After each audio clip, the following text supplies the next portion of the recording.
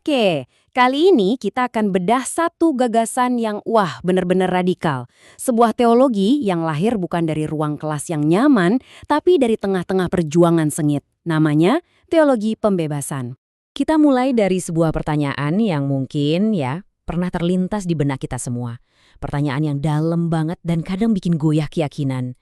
Dan ternyata pertanyaan inilah yang jadi pemicu gerakan yang akan kita bongkar hari ini. Coba bayangin ya, di Amerika Latin waktu itu, pertanyaan tadi itu bukan cuma buat bahan diskusi filosofis. Bukan, itu adalah kenyataan pahit sehari-hari buat jutaan orang. Kemiskinan, penindasan, itu bukan nasib sial, tapi emang by design, bagian dari sebuah sistem yang pincang. Nah, dari sinilah lahir sebuah, bisa dibilang revolusi iman. Oke, jadi pertanyaannya, kondisi kayak gimana sih yang bisa melahirkan pemikiran seradikal ini? Yuk kita bedah dulu situasinya, krisis besar yang waktu itu melanda satu benua penuh. Lihat deh perbandingannya, jomplang banget kan? Di satu sisi, ada sekelompok kecil orang yang pegang semuanya. Kekayaan, kendali ekonomi, kekuasaan politik, pokoknya paket komplet. Nah, di sisi lain, ada mayoritas, jutaan orang yang terjebak dalam kemiskinan yang sistemik. Ini bukan soal malas atau rajin ya. Ini soal sistem yang dari awal memang udah nggak adil. Kondisi yang brutal kayak gini otomatis bikin gereja ada di persimpangan jalan. Mereka dihadapkan pada sebuah dilema iman yang luar biasa. Nggak bisa lagi deh mereka cuma diam dan jadi penonton. Nah, dari sinilah muncul pertanyaan-pertanyaan yang jujur aja nusuk banget buat institusi gereja. Kayak, hey, iman tuh cuma buat urusan surga nanti aja. Terus, apa gereja bisa pura-pura netral pas lihat orang ditindas? Apa artinya coba kasihi sesamamu kalau sistemnya aja udah jahat? Dan puncaknya, jangan-jangan netral itu artinya justru mihak yang kuat kan? Dan jawaban atas pertanyaan-pertanyaan tadi, ternyata nggak datang dari atas. Bukan dari para teolog di Menara Gading yang jauh dari kenyataan. Jawabannya justru lahir dari bawah. Dari teriakan dan pengalaman orang-orang yang paling menderita.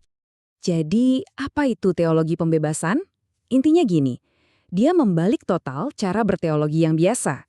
Kalau biasanya kita mulai dari kitab suci, dari doktrin, yang ini mulainya dari realitas, dari penderitaan orang-orang di lapangan. Pengalaman kaum tertindas itu sendiri yang jadi titik tolaknya. Ini benar-benar revolusioner, teologi yang lahir di jalanan, bukan di perpustakaan. Gustavo Gutierrez, salah satu tokoh utamanya, merangkumnya dengan sangat pas. Dia bilang, ini adalah refleksi kritis atas praksis Kristiani. Artinya apa? Artinya, aksi dulu, baru refleksi. Iman itu bukan cuma dipikirin atau dirasain, tapi harus dilakuin buat ngubah keadaan. Nah, dari aksi nyata inilah baru kita bisa merefleksikan makna iman kita secara lebih dalam. Gerakan ini nggak muncul tiba-tiba ya, butuh waktu puluhan tahun buat berkembang. Kita bisa lihat di sini mulai dari keresahan sosial. Terus ada momen penting banget di tahun 68 di Medellin, di mana gereja akhirnya berani bilang ada kekerasan yang melembaga. Lalu buku dari Gutierrez di tahun 73 ngasih nama dan fondasinya. Dan puncaknya di Puebla 79, prinsip keberpihakan pada kaum miskin itu diadopsi secara resmi. Jadi ini proses yang panjang. Oke, jadi idenya udah dapat, sekarang gimana cara kerjanya? Apa aja sih prinsip-prinsip inti yang jadi semacam cetak biru atau blueprint dari teologi ini? Ada 4 pilar utama yang jadi fondasinya. Pertama, dan ini yang paling penting, mulai dari praksis atau tindakan nyata, action first. Kedua, berpihak pada kaum miskin. Ini bukan cuma kasihan ya, tapi benar-benar melihat dunia dari kacamata mereka. Ketiga, analisis. Kita harus pakai ilmu sosial buat ngebongkar akar masalahnya. Dan yang terakhir, tujuannya itu pembebasan yang holistik, menyeluruh. Nah, ini dia 3 dimensi pembebasannya. Jadi, ini bukan cuma soal politik atau ekonomi ya. Itu penting, itu porsi terbesar, pembebasan sosial. Tapi ada juga pembebasan personal, yaitu mengembalikan martabat dan harga diri orang yang selama ini diinjak-injak. Dan yang paling dalam, pembebasan teologis, yaitu bebas dari dosa, yang diyakini sebagai akar dari semua ketidakadilan. Jadi visinya itu utuh, luar dalam. Oke, teorinya keren. Tapi prakteknya gimana? Gimana teologi ini mengubah cara gereja bergerak di tengah-tengah masyarakat? Lihat deh perbedaannya di sini. Jelas banget geserannya. Dari yang tadinya cuma fokus kasih kali amal atau bantuan sesaat, sekarang fokusnya ke keadilan, mengubah sistemnya. Dari yang cuma ngomongin spiritual, sekarang jadi integral. Spiritual dan sosial itu satu paket. Dari yang katanya netral di politik, sekarang jadi suara kenabian yang berani teriak kalau ada yang salah. Beda banget kan? Dan jangan kira ini cuma ada di Amerika Latin ya. Biar lebih kebayang, kita lihat contoh yang lebih dekat sama kita. Gereja Toraja di Indonesia.